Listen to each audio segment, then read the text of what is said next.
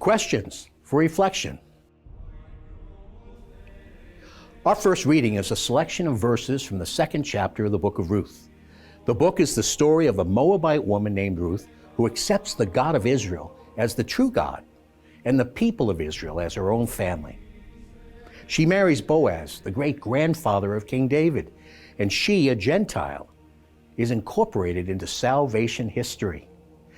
The entire book and its insertion in the historical books of the Hebrew Scriptures underscores that the Lord's plan of salvation from the beginning was meant to be universal.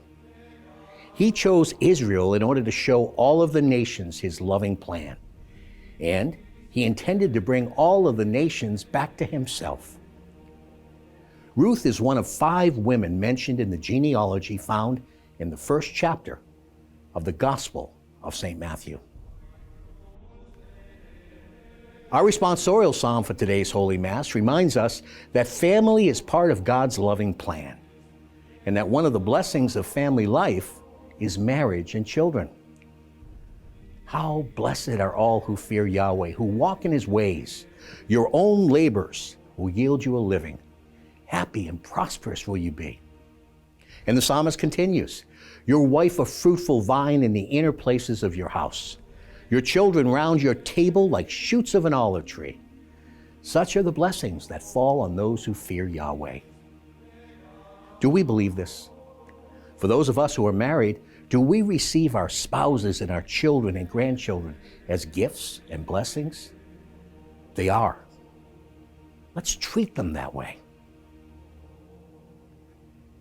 In the gospel text appointed for today's Holy Mass, Jesus warns His disciples against the scribes and Pharisees who teach the law but fail to live it.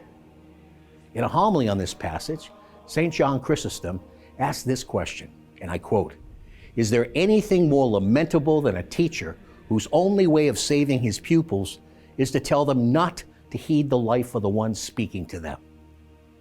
End quote. The problem continues in our own day. We all know we have leaders in the church we love who are not living the very faith they claim to teach. But it also presents an invitation to each one of us to ask, are we walking the talk? It's a question we should ask daily. Then, ask the Lord for the grace of continuing conversion.